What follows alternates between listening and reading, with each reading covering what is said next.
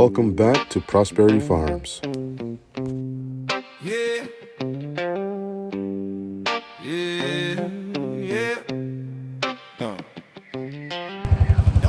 So, welcome back to Prosperity Farms. So, now do you have a nickname? No, I go by Richard. Yeah, Richard. just Richard, yeah. Okay. Wait a minute. Well, what do I have in my schedule for today? Owens. Oh, that's Carlton. Yeah. He was the one that organized all these meetings. Oh. But he was doing that for me. Okay. Yeah. So I'm with the Land Trust. Carlton actually works with Greenville County on the historic and natural resources. Gotcha. Which they provide some of the funding. Okay. But the Land Trust that I work for, the Farm Bureau, South Carolina Farm Bureau Land Trust, we actually work with the landowner and do the easement. Okay, so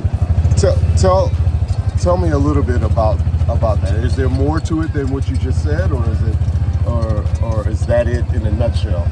Well, so there's two ways when you're talking about a conservation easement. What they really are intended to do is prevent full-scale development. Mm-hmm. But what you also do in the easement is you have what are called your reserve rights. So you're saying, I want to conserve the property, but I want to reserve the right to continue to do certain things on the property. Right. And so we look at it from sort of two categories. First, what are the activities that you want to continue to do that, in essence, are commercial activities. Right. So we write in a broad spectrum ag reserve right that says you can move, on a property like this, you're a little bit more limited, but, row crop into animal husbandry, livestock type stuff. Uh-huh. Or to what you do, which is agritourism, agri-education, agritourism, something. Okay. So that's just written in carte blanche, which means you can have paying customers on the property. You can develop the places you need in order to accommodate. You can build out the agricultural infrastructure and also the sort of storefront infrastructure, Right, as a reserve right within the easement. so then I would be able to, I'm not, once written in, I'm not isolated to the structures that I currently have, and I can also, Correct. okay. Yeah, we can sort of build into the easement future growth, so to speak. Okay. Have allowances where you can grow, and we do have to define like building areas, and that's the one sort of thing that, like, you really got to think ahead and plan accordingly about where you might want to build and that sort of thing. There's some flexibility. That's what I was going to ask. Yeah. We can relocate. It's kind of like the way the laws are written about it, because there's, ultimately this goes back to conservation easement as a whole was created by the U.S. Congress back in the 80s. Okay. The mechanism was created. It's now regulated by the Internal Revenue Service, actually, because you get significant federal tax benefits. And so they're sort of the federal agency that sort of governs the rules on conservation easements. But the good news is sort of as things have progressed over the last 30, 40 years, they've improved the rules to make it more attractive to actually do it. Like, they've increased the amount of deduction you can take, basically just made it easier for folks to actually work within an easement. Okay, so here's a question for those people who may be interested in this and heard about it but didn't have a whole lot of detail behind it. Right. Well, let's talk about an example. Like, this is roughly 13.8 acres. Right. How do we move forward in terms of payment? Because that's what you're talking about. If you're watching this, you're probably wondering, how do I get paid? Yeah. Where's the money coming from? And so one other thing, before you explain that, one other thing that I understand, and you correct me if I'm wrong, when you do make the payment out, when you do have the payment out, it's not earmarked for anything. You correct. get to use it for whatever you want. Let me say it. So I this can get way. that facelift I was looking for. Yeah. Hey, I could use that too.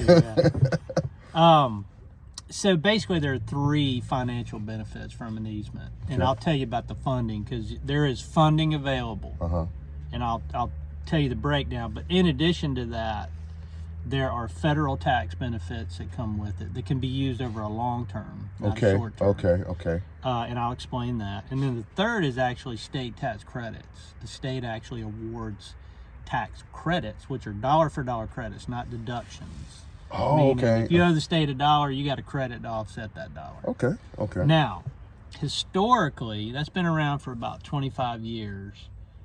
That's been capped at $250 per acre on the state tax credits, which means for your place it would be a nominal amount, Yeah. 3,000-4,000.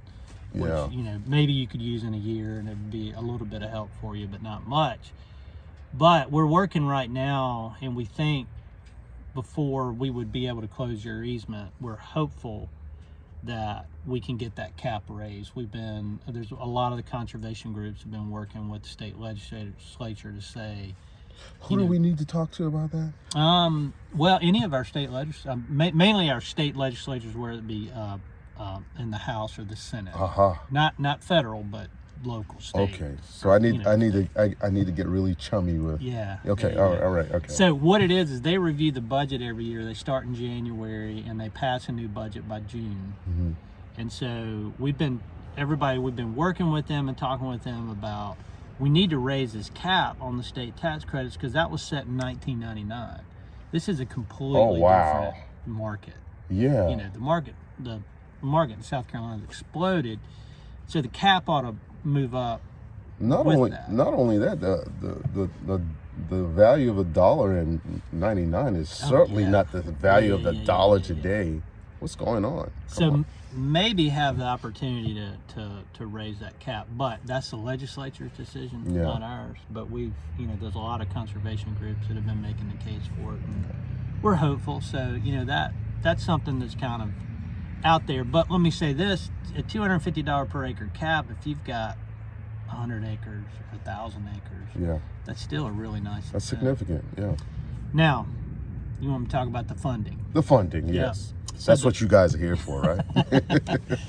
So the funding is what we as a land trust can go get from state, or in this case, Greenville County as a funding source, and the state is a funding source. Okay. The state has the South Carolina Conservation Bank, and solely what they do is they have funding every year that they can pay to qualified land trusts like us, who can come with a property like yours and make a case that we're seeking X amount of funding for this property. And there's some parameters we use that we can get in the weeds on that later. But basically, we've got some parameters we know about what we can ask for a property, and we can request a certain amount of funding. Of course, there's 50, 60 different projects that are coming to them to be funded in a year's time. And so it's a little bit competitive, but right now they got a lot of money because the legislature has been very, very supportive of the work they're doing. So anyway, long story short, we can go and request a certain amount of funding.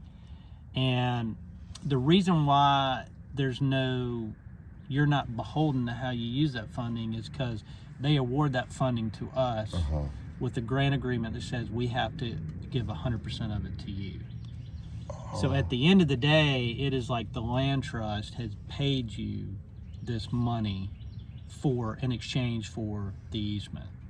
Right. And again, explain the easement just in case someone missed it. Right. So the conservation easement is basically it's called a deed of conservation easement, but it doesn't supplant your deed of ownership. That's where the easement part comes in. You're basically saying, I am going to, for the sake of conserving the property so that it can never be developed, and that's essentially what an easement does. It blocks full-scale development. Okay. It doesn't block private things. Right. But you're basically saying, I'm gonna grant to the land trust. We actually identify conservation values on the property that you are granting to us, and then we take on the responsibility of protecting those forever. So that's the land trust part.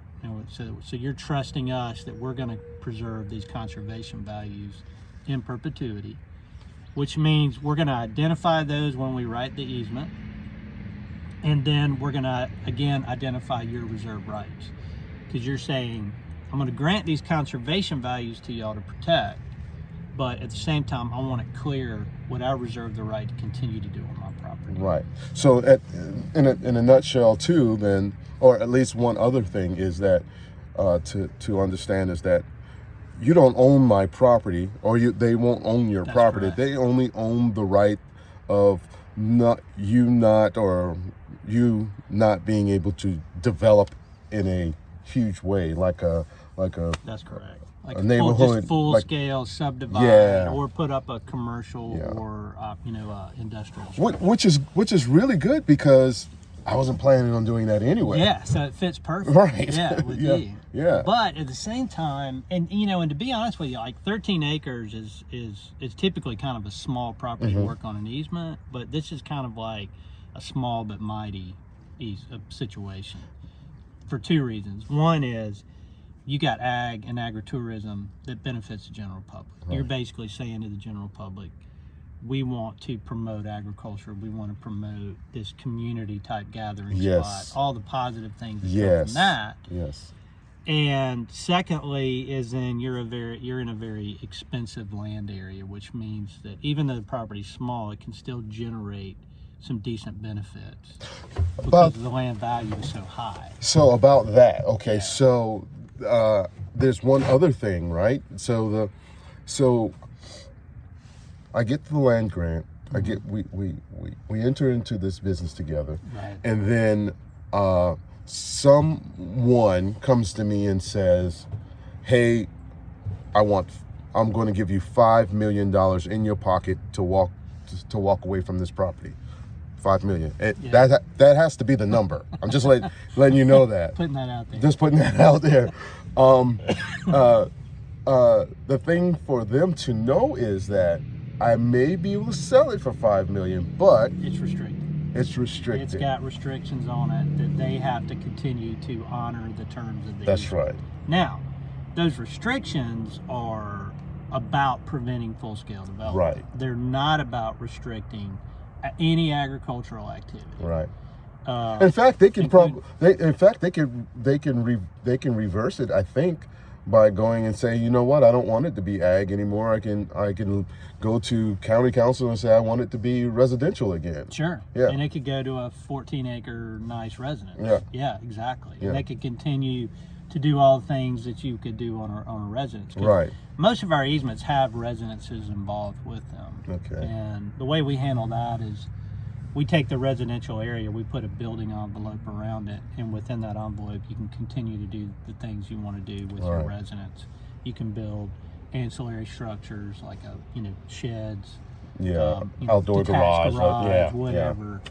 And you're not limited in like landscaping or what you want to do with your driveway or whatever. It's like kind of free space. Oh, okay. We usually take like whatever you need. Feel like you need an acre, 2 acres around the house to give you that free space to sort of manage the home as you see fit. Okay. And then, but then everything else around it, we have to think about. All right, so as you grow, you're going to need some structures for your business. Right. So you've got another home on the property, That's an right. existing resident. So we could, we can put that in there as well, and have its own free space to be. And you able haven't to- seen the barn dominium that we have back there as Cool. well. Yeah.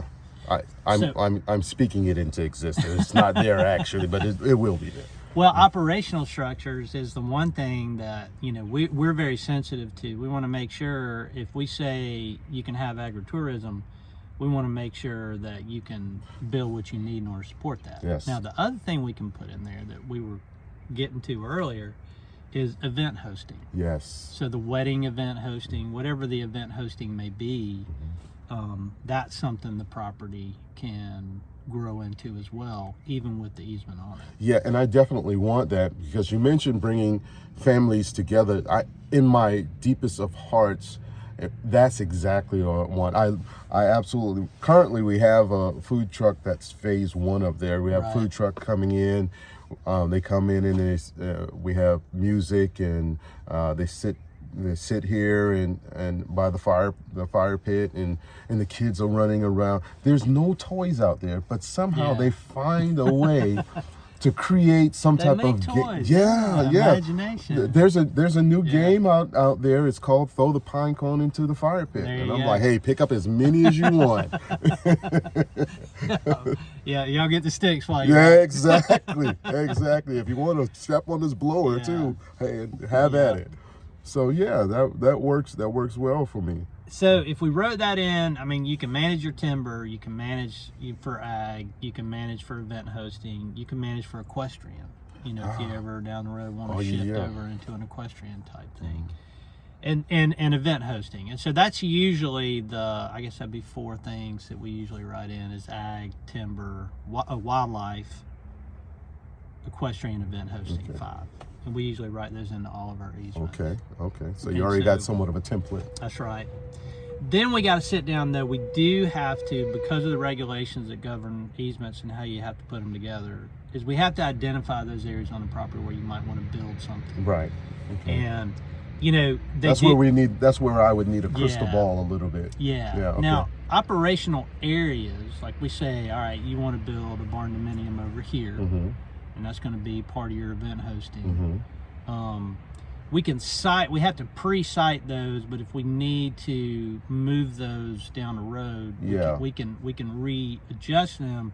We just can't make it any bigger. Right, I get Kinda it. like what we write Okay. in, you know. So we'll have an area where you can do that.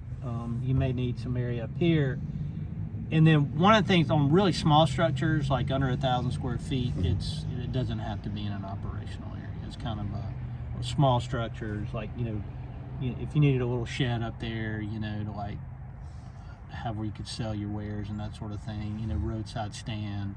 Yeah, If it's under 1,000 square feet, you can put it where you need it. So about that. Okay, so again, I mentioned that that's phase one there, and this entire green area here is going to be somewhat of farmer's market. So Gotcha. the outer perimeter will be 10 by 10 rustic huts, if Okay. you will, and those will be spaces for vendors to come in and sell their goods, and we will also have long story short, Yeah. this is Yeah. part of the Yeah, area. yeah. This is I part of the got it, gathering man. area. Yeah. And all of that is perfect. The only thing that would be kind of limiting in that is if you wanted to start paving stuff. You do have to. There's a certain maximum allowance that we can have on paved area or roofed area. Okay. That we're sort of obligated. And we can get into the weeds on that, but if you do gravel, it's no big deal. Yeah. Because that's considered impervious and water soaks through. And Yeah, it doesn't run off. so we don't want to upset the nature of it. If we were putting concrete and pavement everywhere, now we're no better than you might as than- well be downtown. right. you know, Yeah, running exactly. on- Yeah. Yeah. Or major development, right? Yeah. I mean, that's the whole purpose of Yeah. keeping it natural, conserving the property, the land. But gravel, whatever you need, to control, obviously you want to have that area where people aren't stepping around in mud. Right. So whatever you need to control that, but it just as long as it's not impervious, which is like pavement or asphalt, Right. you're good. Yeah. And so, you could have that area sort of set up exactly to be that farmer's market that you Yeah, were thinking. I wanted to remain a park Yeah. for and we don't need a whole lot of concrete Yeah. for parking. So, Yeah. but that's and one last thing, and then we'll sign off here and just go right around the property. But and you don't have to get into this. I can easily cut it out. You know, it's digital. Yeah. So I think we mentioned something about getting it's like getting the value of the property per acre or something like that. Correct. Yeah. So every easement, one of the first things that we do is get an appraisal. Appraisal. Okay. And the appraisal is actually going to be, it's a conservation easement appraisal, and it's going to have three values. Okay. It's going to have what is the fair market value of this property, meaning if you put it on the market today and sold it to whoever. 5 million. Yeah. Particularly with, you know, all that sitting right here on a corner. Mm-hmm. You probably, you know, might need to rezone it, you know, back to commercial, or I don't know what Yeah. you need to do there. But anyway, long story short, they're going to develop what that fair market value is, and then they're going to do a second valuation of the property as if the easement is already on it, Oh, okay. and with all those restrictions. Uh-huh. Well, you know, that's going to take that really primo developer type money off the table for the property. Right. So the market value is going to drop down, in this case probably considerably, because then it's going to become just an ag / residential property. Okay. So whatever that value ends up being, and I did part of what I did was I did sort of some estimates to give you, you know, a better idea of what Okay. I think might happen around here. But let's just say it was, you know, I think the numbers I put in there just as a discussion point were like $25,000 or $30,000 an acre fair market value. Okay. Well, with the restrictions on that, might drop down to $10,000 or $7,000 an acre. Okay. You know, whatever you lose in value, that gap, so to speak, between the top end and the restricted, Uh-huh. is the value of the easement. So, Okay. So anything you give up in value becomes the value of the easement itself. Huh. Now, with that easement value, the number one thing you could do is say, I don't want any compensation, I don't want any cash. And the federal, the IRS will let you claim that Uh-huh. as a non-cash charitable donation, like you donated that value to the land trust. Uh-huh. You're not actually giving us anything. It's just more of you're forfeiting that value for the sake of conservation. And we're, as a land trust, we're a 501c3, so we're a charitable organization, nonprofit. And so they let you claim that as a non-cash charitable donation, but you can use it over actually 16 years. Oh, So I get it. let's So- say like on a really big property, it might be $4 million. Uh-huh. Well, then you got a $4 million tax deduction. Well, you know, how many people can use that 1 year? Not many. No. So if you can take it over 16, you might be Yes. able to take that.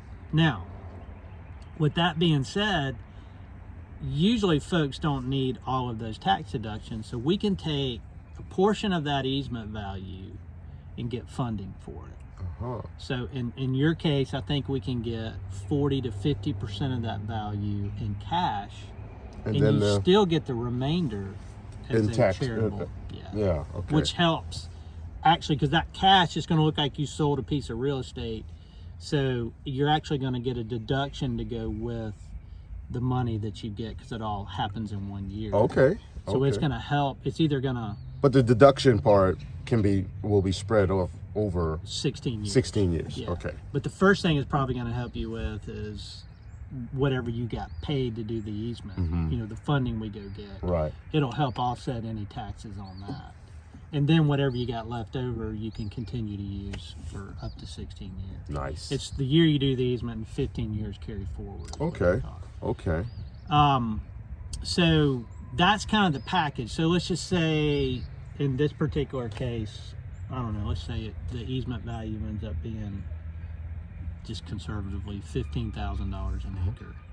Well, we should be able to get about $7,500 an acre in cash with $7,500 an acre. That's in- half in of that. federal Yeah. tax Yeah. deduction. Now, because your property's smaller, you know, under 14 acres, those numbers are not going to be big. You Right. know, like if it were a big, huge property, those numbers can get really big. So the question I think is going to be for you is I've got all the numbers.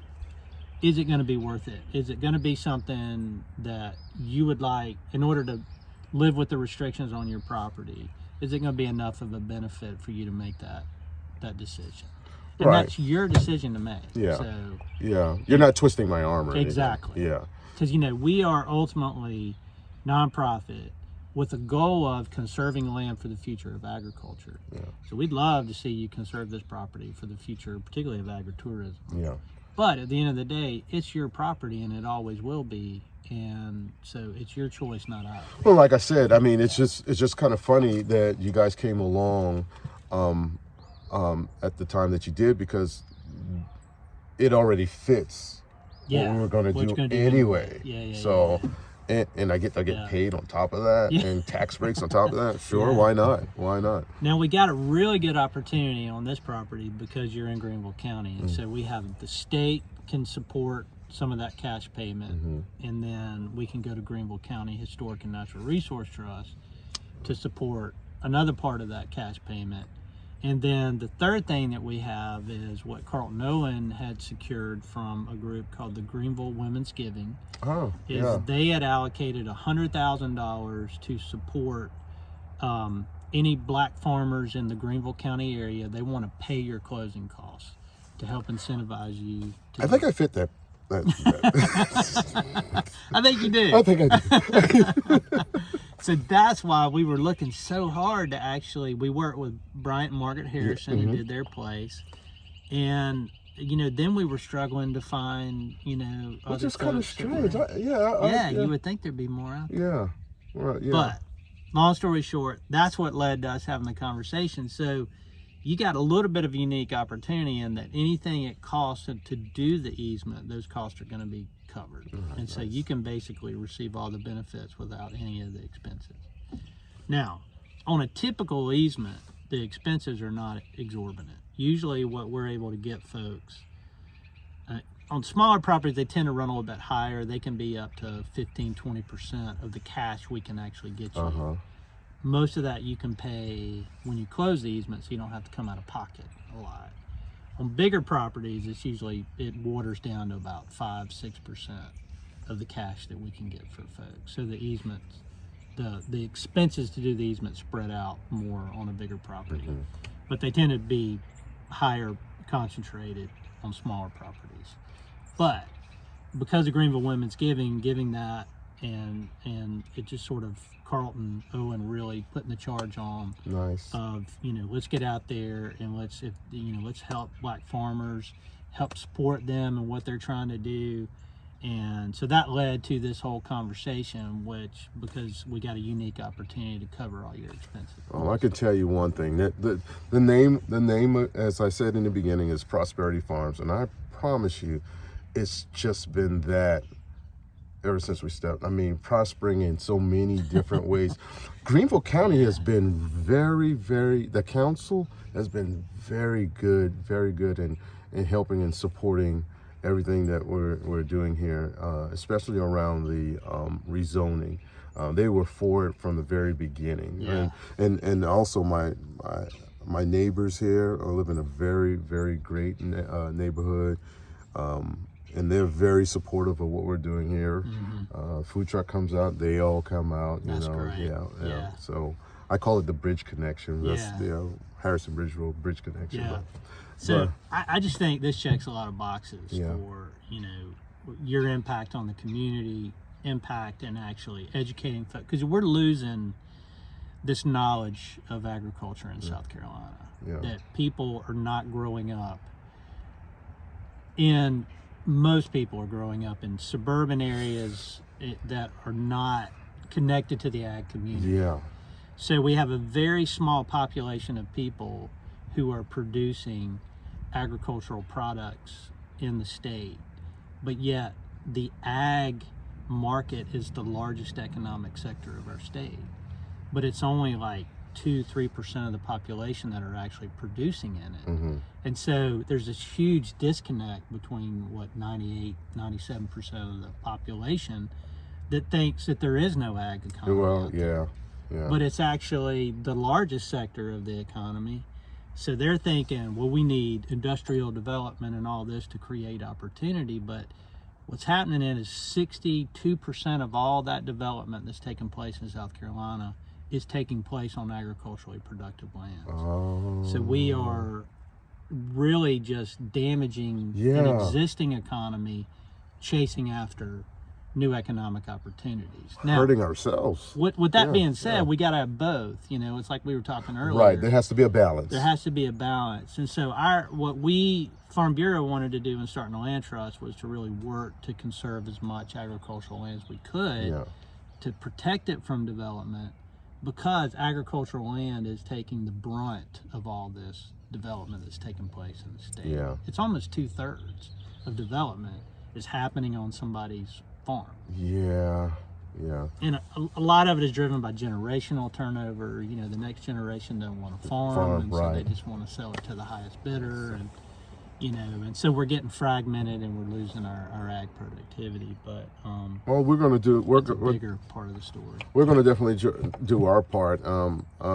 So what would really help me out is, you know, can you tell my mom and my dad to hurry up and come? They're in Charleston, so they need to get up here and help. My mom farms a great deal, so and has a really good green thumb. There you go. So Yeah. if I can get you You up need some here, free labor. yeah. Hey, listen, how long did I live at home and you got free labor under me? That's a good trade, man. Yeah, exactly. Yeah, absolutely. So, the last thing and we really do, I want to show you around the property, about the fair market price type talk. I've when I came here, this property was around 19,000 an acre. Yeah. It's nowhere near that now. I honestly don't know where. Oh, where it could be. oh man. Yeah. Oh man. That's why I was telling you, the numbers I've got are just for discussion purposes. We Yeah. don't really, I mean, you bought it in 2021, right? Yeah. Okay. 20. Yeah. Well, it started in 2020, yeah. but yeah. I bought my house about the same time, and my house has almost doubled in value in that time. Oh, I'm sure. I'm sure. I just had someone, I don't know how they got my number, but I just had someone call me the other day. Hey, you live up on that corner there? You have the property? We're selling 5-acre lots over here. Just wanted to know if you're interested. I'm like, sure, yeah, I'm interested. And they're selling it for $45,000 an acre. Wow. And that's low. That's low. Yeah. That's low. There's a right up the street here is 5-acre lot. A 5-acre lot. Yeah. A developer offered them 400 and I want to. It's upwards of $400,000. Just for 5 acres. Yeah. Yeah. Yeah. So now you're talking almost $100,000 an Yeah. acre. Yeah. Yeah. So. Yeah. And that's not crazy. I mean, I know 3 years ago, you know where the Duncan exit is on 85? Oh yeah, absolutely. There was a piece of just ragged old timberland up there, about 100 acres. That's 100 acres sold for $100,000 an acre 3 years ago. Sorry, 100. Say again. $100,000 an acre for 100 acres. Oh. And they built that new warehouse that's like an e-commerce warehouse. Huh. Okay. That's, you know, like shipping, you know, if basically making it available for e-commerce type folks to use warehouse Okay. capacity. Yeah, they kind don't of have to. Okay. Yeah, Okay. they don't have to build a warehouse servicing area. Right. You know, Yeah. kind of thing. And it was actually the Rockefeller Group out of New York. that bought it. Of course it was. Yeah. And that's the thing is like the land value. When you think about, well, that's a big purchase, right? $100,000 an acre for 100 acres. But when you think about the facility they're going to build and what they're going to sell it for, Yeah. that land value is like 10% of the overall cost of the project. So they can pay whatever they want to get the land. These guys are smart. Yeah. Yeah. And your location right here on this corner, incredibly desirable as this area grows. Yeah. So that could either be a QT or it could be a UPIC community area where people can come together and have real community. And that's what it will stay. Yeah. And so we have to do the land conservation because I'm telling you, if you come here and you have $5 million in your hand, I'm going home to Charleston. But otherwise, So yeah. So well, yeah. so let's Take a ride around? ride around. Cool. And, all right. Thank you for visiting with us. Now enjoy our new song, Every Second Counts.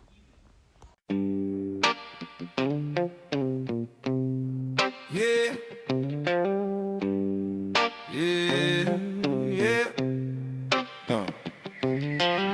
Don't be so quick to wanna grow up, child.